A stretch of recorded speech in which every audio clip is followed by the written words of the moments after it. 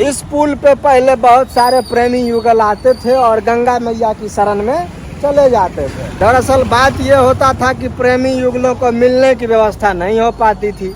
बाद में ओयो रूपी एक बंद कमरा आया, जहां से फिर प्रेमी युगलों को बहुत सारी चीजों का सामना करने से बच पाना मुमकिन हो पाया। अब अभी आजकल के समय में ऑर्केस्ट्रा होता है, इसमें पता नहीं क्या होता होगा, मुजरा चलता होगा, कुछ होता होगा। इतना झुमका उमका बिक रहा है। अगर पहले के जमाने में किले के अंदर रानियां होती तो जरूर यहाँ से कुछ न कुछ खरीदती। क्या गुरु, पहला भाग देखे कि नहीं? नहीं तो यहाँ देखिए ना, कोना में आ जाएगा लिंक, टैप करेंगे, सटाक से पहला पे पहुंच जाएंगे। पहला देखेंगे तब ना दूसरा बढ़िया लगेगा। पहले ना देखिए। क्या नाम है तुम्हारा? नाम क्या है तुम्हारा? सुनील। सुनील, मंझा कहाँ से लेके आ रहे हो? पतंग लूट के? अरे सुनील, यही सब काम करते हो? देखे अभी सुनील क्या काम कर रहा है। मतलब ज्यादा कुछ कहेंगे तो साढ़ देवता आपको ही धकेल देंगे। तंबाकू स्वास्थ्य के लिए हानिकारक होता है, जानलेवा हो जाएगा। पहले ही निपट जाएंगे तो आपका बाल बच्चा उन सब चीज़ों को भोगेगा, मजा लेगा, अय्यासी करेगा। अगर वो भी अय्यासी करता है तो किला बनाया हुआ आपका बिक जाएगा। तो इसीलिए मादक पदार्थों का सेवन ना करें तो ज़्यादा दिन किला का आनंद ले पाएंगे। तो यही रास्ता है जिधर से लंका की तरफ से रामनगर की तरफ आया जाता है, और ये शास्त्री चौक है। और यहाँ पे आप लाल बहादुर शास्त्री जी की प्रतिमा भी देख सकते हैं, भारत के दूसरे प्रधानमंत्री, जिनका घर इसी गली में है। ये मैं आपको वो भी दिखा देता हूँ। यहाँ पर एक लस्सी की दुकान है, शिव प्रसाद लस्सी भंडार, जो बड़ा ही एकदम विख्यात लस्सी की दुकान है। बहुत दिनों से ये दुकान है बनारस के लोगों की जुबान पर और इधर रामनगर के लोगों की जुबान पर। स्वाद जो है एकदम बरकरार है। बहुत सारे लोग यहाँ पर आते हैं लस्सी पीने के लिए। और लस्सी का यहाँ पे आपको दिखा दूं कि प्रति लस्सी 50 रुपए प्रति गिलास है। और यहाँ से मैं लस्सी तो पीता नहीं हूँ, लेकिन मैं यहाँ घर के लिए लस्सी लेकर जा रहा हूँ। 3 ठे लस्सी पैक कर दो। इधर देखिए लस्सी बनाने की कला में ये लोग निपुण हैं। लस्सी तो ले लिए हैं, लस्सी पैक करा लिए हैं। दिखा देते हैं कि शास्त्री जी का घर किधर है और कैसा घर है। उसके बाद फिर अपने घर की तरफ चलेंगे। रास्ते में एकदम शास्त्री जी के घर के रास्ते में जाने पर तो एकदम ब्यूटी पार्लर सब भी है। ढेरे ब्यूटी पार्लर है, ग्लैमर ब्यूटी पार्लर, इधर कौन सा यूनिक लेडीज ब्यूटी पार्लर। अरे बाप रे, लेकिन कोई नहीं, चलिए अंदर। तो शास्त्री चाचा का घर इधर ही है, सीधे से फेरे हैं।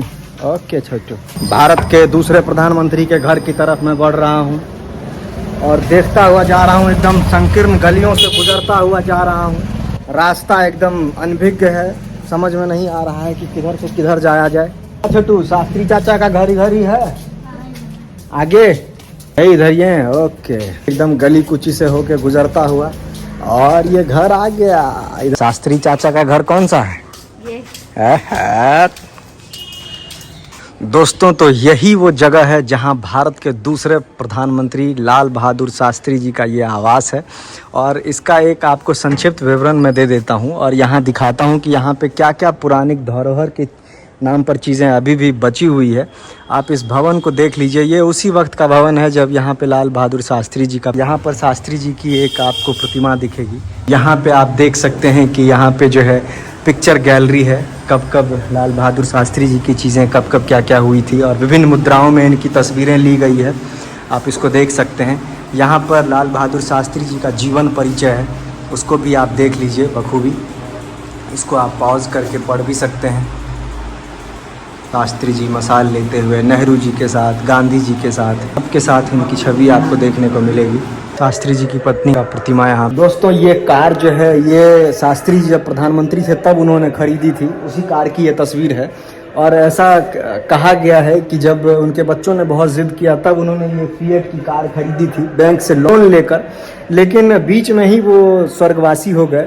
लेकिन बैंक कर्मियों ने उनकी पत्नी से कहा कि मैं ये लोन माफ़ कर देता हूँ, लेकिन अपने पति की विरासत को बचाए रखने के लिए, कि गरिमा को बचाए रखने के लिए उनकी पत्नी ने बैंक वालों से ऐसा कहा कि वो इस कार के लोन को अपने पारिवारिक पेंशन से चुकाना चाहेंगी। और उन्होंने उस कार की लोन जो है पेंशन से चुकाया। खुददारी से उन्होंने अपने जीवन को जिया, या फिर देश के लिए, बहुत जवानों के लिए ऐसी सारी चीज़ें की। शास्त्री जी का जो अपना कक्ष था वो कैसा है, और फिर बगल में उनके ठीक बगल में रसोई घर है, किचन है, सारी चीज़ें हैं। और इधर शयन कक्ष है। सारी चीज़ों को बखूबी दिखाता हूँ, वो देखिए। और उस सारी चीज़ों को, वो जिस कुर्सी पे बैठते थे, जिस पंखे से हवा होंकते थे या जो भी कह लीजिए, वो सारी चीज़ें आज भी उसी तरह बखूबी पड़ी हुई है। आप इसको बखूबी देख सकते हैं। ये मचान जो है ये उसी समय का है। ये लालटेन वालटेन जो भी आप देख रहे होंगे सब उसी समय का है। इसी कुर्सी पे हो सकता है शास्त्री जी बैठते थे, उन्हीं की याद में ये सारी चीज़ें हैं। ये मचान, ये कुर्सी और ये सब जितनी ये ज़मीन देख रहे हैं, ये सब मिट्टी की ज़मीनें हैं जो उस वक्त की ही है और मिट्टी का ही घर था। सिर्फ ऊपर जो है इनको मरम्मत किया गया है, लेकिन बाकी की सारी चीज़ें उसी तरह से पड़ी हुई है। चाहे वो कुर्सी हो गया, चाहे ये खाट जैसा बना हुआ नीचे टेबल हो गया, या फिर वो पंखा हिलाने वाली चीज़ें हो गई, सब उसी तरह है। ये दरवाज़ा वरवाजा सब उसी तरह का है, सब पुराने दिनों की सारी चीज़ें हैं। ये शास्त्री जी का कक्ष है। इस कक्ष के अंदर क्या क्या है ये भी आप देख लीजिए।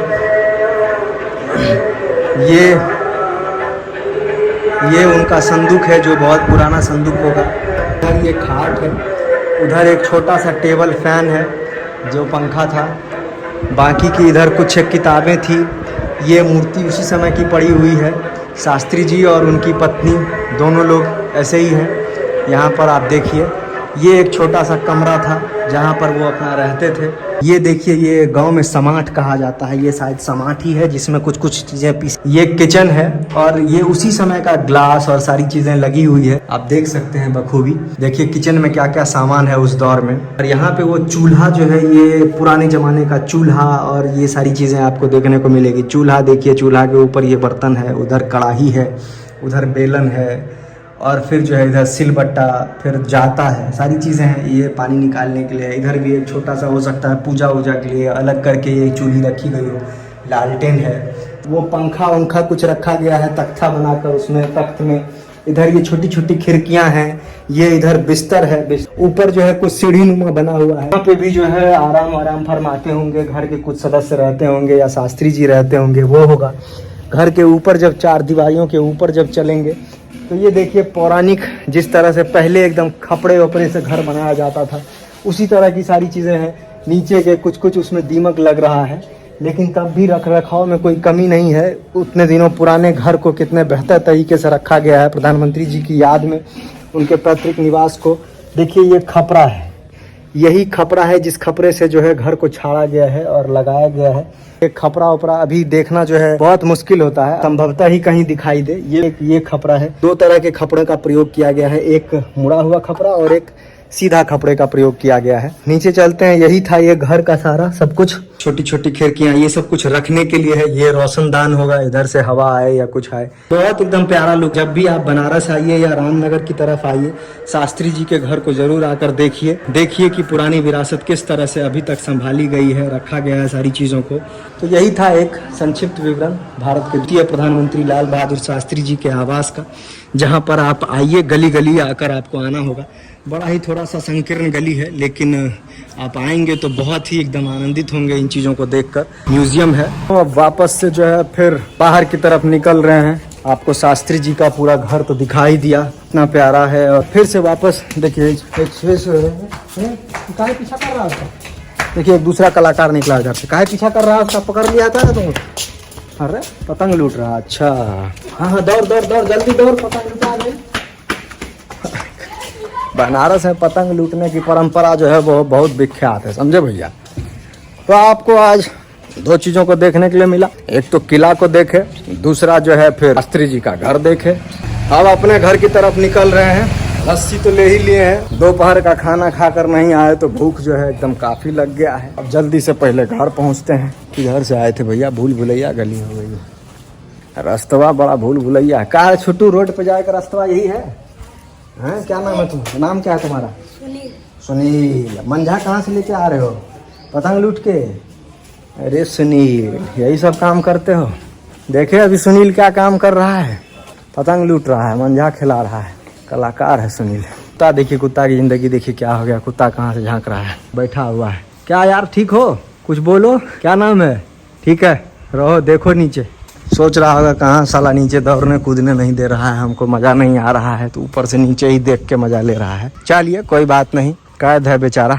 मज़ा आया होगा। किला विला को देख के तो आनंदित हो जाते हैं लोग। आप भी अगर अपना किला बनाना चाहते हैं तो चुनार चले जाइए। चुनार में बहुत अच्छा पत्थर मिलता है, किसी दिन चुनार भी जाएंगे, वहाँ का पत्थर आपको दिखाएंगे। चुनार चले जाइए, चुनार का पत्थर लीजिए, पैसा जुटाइए, जगह देखिए। रोड साइड में अगर किला बनवाएंगे, पीछे एक पोखरी खुनवा लीजिए, बहुत अच्छा लोकेशन रहेगा, मज़ा आएगा। ऊपर जो है टेरिस पे खड़े होके सेवन कीजिएगा, बहुत सारा चीज़ का सेवन होता है। मादक पदार्थ का भी सेवन कर सकते हैं। ज़्यादा दिन किला का आनंद लेना चाहते हैं, जीवित रहना चाहते हैं, अय्याशी करना चाहते हैं, तो मादक पदार्थों को छोड़ना होगा।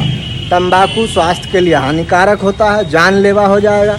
पहले ही निपट जाएंगे तो आपका बाल बच्चा उन सब चीज़ों को भोगेगा, मज़ा लेगा, अय्याशी करेगा। अगर वो भी अय्याशी करता है तो किला बनाया हुआ आपका बिक जाएगा।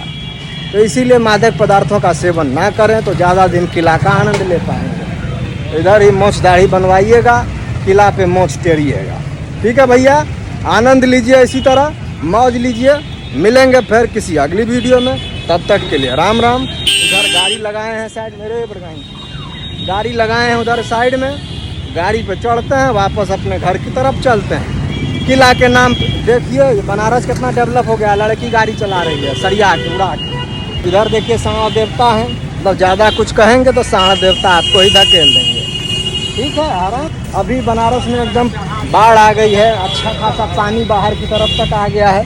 लोग पानी कभी देखे नहीं है। हम लोग कोसी पीड़ित, बाढ़ पीड़ित इलाके से आते हैं, तो पानी हम लोगों के लिए ये वरदान नहीं है, अभिशाप है। यहाँ पर लोग वरदान के तौर पे भी पानी को लेते हैं, गंगा को करीब से छू के देखते हैं, पानी का आनंद लेते हैं, घूम कर चले जाते हैं, मौज लेकर जाते हैं। लेकिन बाढ़ पीड़ित इलाके से आने के बावजूद हम लोगों को इस समस्या का सामना कुछ ज़्यादा करना पड़ता है। स्थिति विकराल हो जाती है, लोगों का घर कट जाता है, लोग बेघर हो जाते हैं, नेताओं की जेब बढ़ जाती है, आपदा के नाम पे अवसर तलाशते हैं, सरकार से जो है फंड मिलता है उसको चबा जाते हैं। तो हम लोगों के लिए ये सब सारी चीज़ें अलग हो जाती है, लेकिन यहाँ के लोगों के लिए ये आनंद का विषय भी है। लोग जो है घर से पिकनिक के तौर पे पानी देखने के लिए भी आते हैं, मौज लेते हैं, भुट्टा खाते हैं, बन मक्खन खाते हैं, बहुत सी चीज़ें खाते हैं, मौज लेते हैं, आनंद लेते हैं। आप लोग भी आनंद लीजिए, इसी तरह वीडियो देखिए, प्यार दीजिए।